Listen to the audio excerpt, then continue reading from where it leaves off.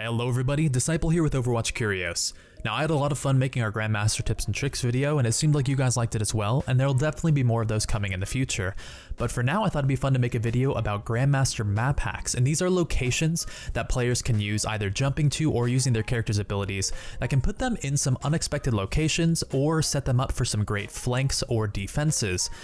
Now I hopped into game with a few Grandmaster players. Currently we're spectating Ryot, but we're also going to see Roflgator, and they hopped on characters like Soldier 76, Zarya, Tracer, Widowmaker, and a few others that are accessible by any character to show you guys some of the spots that they use throughout their games. Today we're going to be looking at Temple of Anubis, King's Row, Hanamura, and Watchpoint Gibraltar, and in the future we're going to make videos that cover some of the other maps. Now these aren't all the locations you can get to on every character, but these are a few of the more common ones that these players use in every game. Starting off on Temple of Anubis, we can see that a lot of the upper areas of the map are actually very accessible to Soldier 76 using a little bit of creative helix jumping, and it's also important to note that anywhere that Soldier 76 can access with his helix jumping, Zarya can get with her grenade jumping as well. Now this is primarily useful on defense where your attackers may not know where to expect you from, so once they move in, if you're perched up behind them, you can break their defenses rather easily, or if a Pharah tries to fly in from above, you can take her out without much of an issue.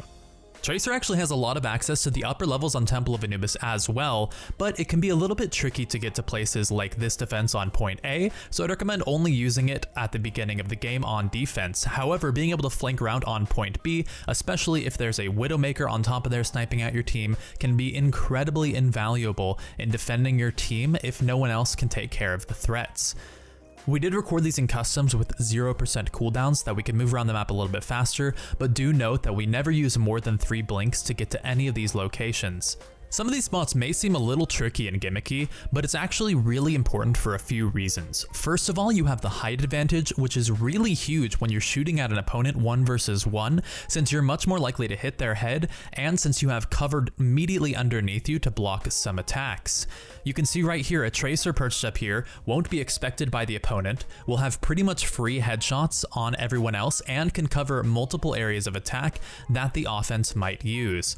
I think that one issue a lot of players make, especially in lower brackets, is that they look at the game a little bit two-dimensionally if they don't have a very long-range attack, or if they don't have an ability that can gap close very easily. So if there is a Widowmaker or a Pharah giving them problems and they're playing someone like Tracer, then they might think, oh, there's nothing I can do about that, we need a Soldier or we need a Winston or a Diva to get onto them. But if you use Tracer effectively, you can really get to some very high locations and flank very easily, and a Tracer up against a Widowmaker in a melee fight is going to do very, very well. To talk about some map specifics, the fastest way to get out of your base on Temple of Anubis is actually to jump directly across the gap. You can also jump across the broken bridge by going all the way to the corner. And finally, you can jump all the way up to this platform up here on any character, which is really important for anyone with a long-range attack, or someone like Torbjorn who can build a turret up on top here to cover the point. And it's actually an amazing turret spot because it's really, really hard to shoot if you're an attacker. You can see right here, you're blocked by so many pillars,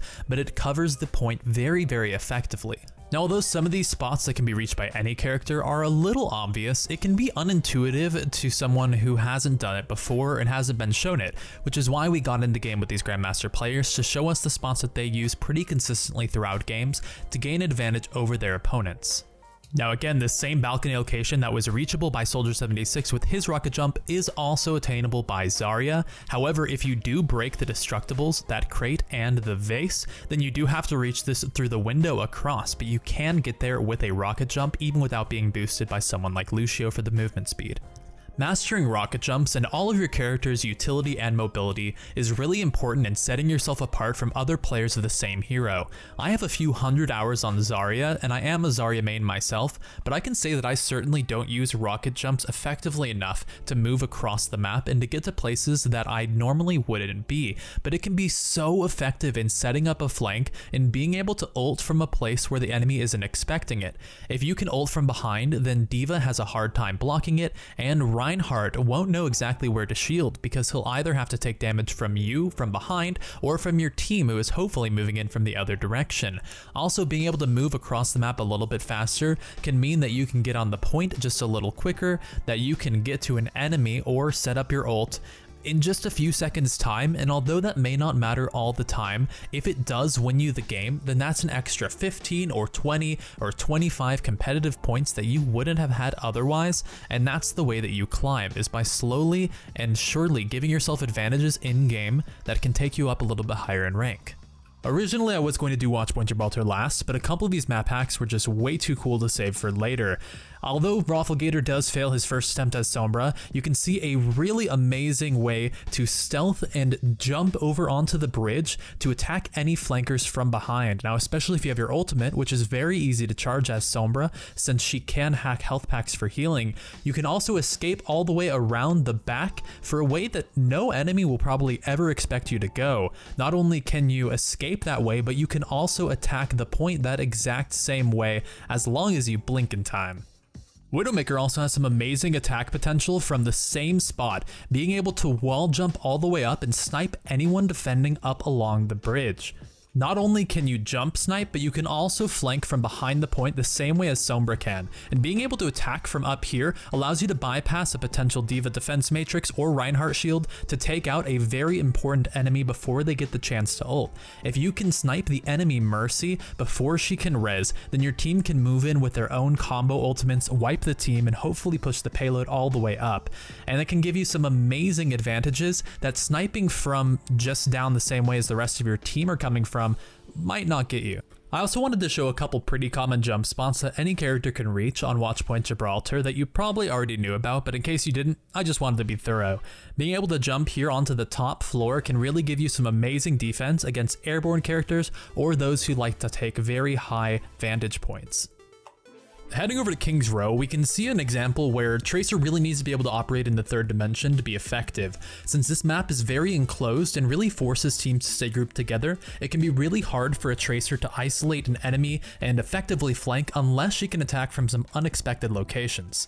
Remember that being able to dart across these rooftops is not only good for the headshot advantage that it gives you, but it also allows you to flank a lot better against someone like a Reinhardt, who's not going to be quite as prepared to turn around and defend against a target up above, as well as being able to duel anyone who tries to hide in these rooms, like a McCree going up for an ultimate or a Widowmaker trying to snipe. Now, the base of the statue in front of point A is actually accessible to anyone, and it can provide some really nice cover for you to fire from behind, as well as putting yourself on a different plane from your teammates, so that if area effect or splash damage does come towards you, it'll either hit you or your team, but not both of you at once, and this can be really important against Reinhardts or Pharahs or any of that sort of attacker. This rooftop outside of Hanamura's point A is one of the most universally useful spots that you can use as both Soldier and Zarya, and one that I haven't seen players use very often, if at all. You can rocket jump all the way up onto the rooftop here and even run all the way over onto the balcony outside of point A, and it gives you an excellent vantage point not only to shoot down at the choke,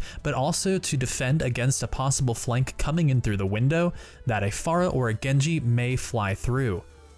Although these spots aren't quite as useful for Zarya, it's important to know how to get up there and when it would be useful to be in these vantage points. If the enemy team has divers that might try and fly around the point like Pharah or D.Va, being up here could potentially ruin their day and put you in a position to slow them or even stop them completely. However, Zarya is probably going to prefer to be down on the ground level where she can support her own team or stop an enemy from charging in. Finally, we're going to take a look at some of the Tracer blink spots that Roflgator uses in his own Grandmaster games and that he's talked about in theory crafted together with his team, since that's where a lot of his knowledge and information about the game comes from at this point. While that footage plays in the background, I'd love to give another huge thanks to Roflgator and Ryot for their help in making this video. Although I'm not a Grandmaster player myself, I love being able to talk with and work with these Grandmaster players to bring you guys some awesome videos using their knowledge and presenting it to you guys in a fun and interesting fashion. If you like that type of video, I would love it if you guys could leave a like on this one, as well as letting me know what kind of videos you'd like to see me make with Grandmasters in the future. Additionally, I'd love to hear from you guys about what some of your favorite map hacks are that you use in your own games, whether we missed them in this video or whether they're in a map that we haven't covered in the future. Now, we only did cover 4 maps in this video because we didn't want it to be too long, but I also wanted to be a little bit thorough. However, I don't think that I've gotten everything. I would love to make more videos about these map hacks and some very interesting locations that you could reach, so please let us know if there's anything very cool that you know about so that we can share it with everyone else. As always, I'm Disciple, this is Overwatch Curios, and thanks for watching. Peace.